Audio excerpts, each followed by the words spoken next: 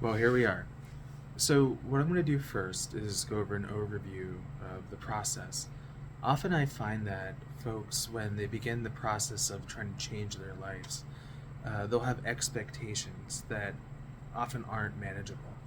So, what we're going to talk about first are how to manage those expectations and the basic parts of being successful. So, first things first, with wellness, this is an educational process. What that means is I'll be giving you tools and information, and it's up to you to do the work to figure out how it fits in your life. Additionally, while I have education, training, and experience in many topics, I'm not an expert per se. So, some things to keep in mind if you're talking about medication, that's under the purview of a primary care physician or other type of doctor. You should go ahead and get their input, specifically before making any changes. Any information I have for you, again, is just general and meant to help you just decide what questions you ask the doctor. Other examples might be like if you have a physical health issue, such as pain or limitations with your body. Again, you'd probably want to talk to a chiropractor or a physical therapist type of person. So, all that said, anytime you're working to make changes, you can only ever get as much as you put into it. Now, oftentimes when people think about making changes, they really focus on the end point. And as far as being human, it is really necessary to keep your focus on the whole process. I like to think about life as drama, and it ends in tragedy. So, in life, we are given many opportunities to live through a drama. I joke that the only time there's a story without drama is pornography, really. Otherwise, there's always something happening, right? Someone's always struggling with something. Even in comedies, there's always tension. So, from my perspective, I think it's important to kind of focus on the meaning of that drama. You're going to have drama, enjoy the story, make it into an interesting story, be proud of your story. When you look back at life, there's going to be things that happened, right? And be proud of how you responded to those things that happened. Okay. So, that being said, one of the issues with change is our perception of time.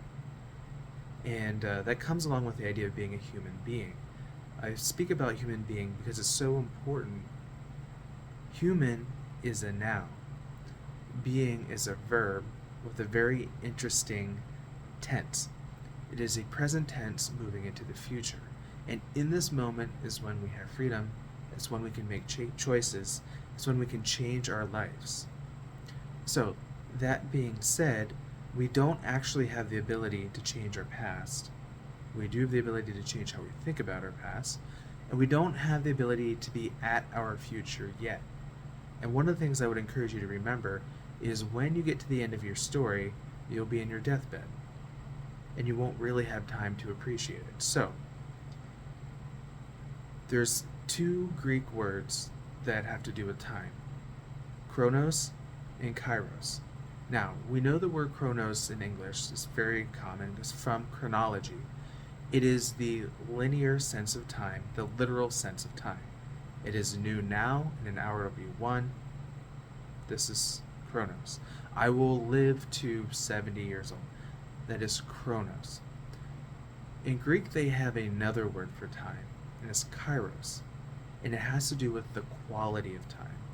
What is the meaning of time? Is it the right time? Is it the auspicious time? Often, I've seen people try to make changes in their lives, and it wasn't the right time. What that might mean is they haven't done the other bits of background work, or the facts of their life, the facticity, hasn't yet gotten to the point where it's ready to let them move forward. Perhaps there's other learning that needs to happen, other financial pieces that need to happen, other skills that need to be learned. So, with that being said, I encourage you to consider what your intentions are and what your goals are. You create your big long-term goals, and you set your intentions to move step by step. Later, in another video, we'll talk about SMART goals and why they're important. But that being said, one of the biggest problems we have as humans is struggling to figure out how to manage the power that we do have and to accept the limitations and the lack of power that we don't have. So, what you'll often see is people trying to exert power over situations where they really don't have any, such as trying to control other people's behavior, such as trying to control the economy, right? Such as trying to control their physiological responses to different situations.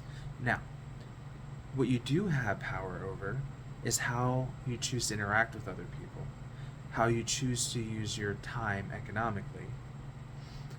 Um, so, that being said, it really takes a lot of work to discover where you do have power.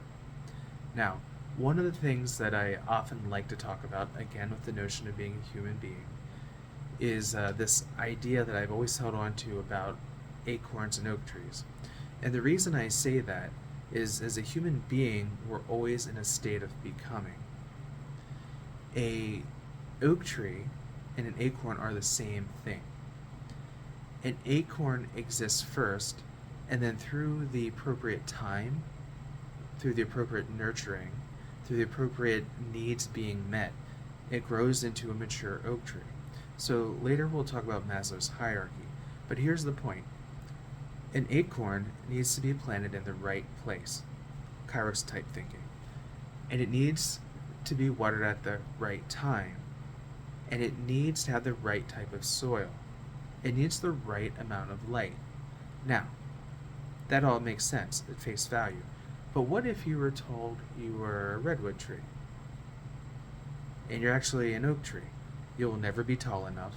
You'll never be able to tolerate the water that's in a redwood's environment or the mistiness, right? The wrong type of animals will be around you. And furthermore, you'll probably always be lonely.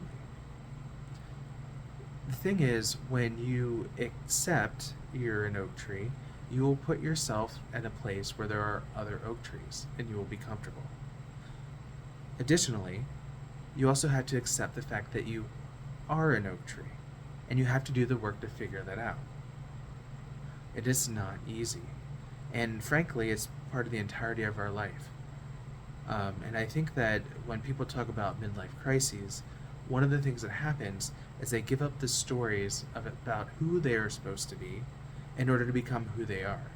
Now, again, none of that's simple and none of that's easy. So, we're going to come back with another video about Maslow's hierarchy and about how that kind of organizes our thoughts and thinking.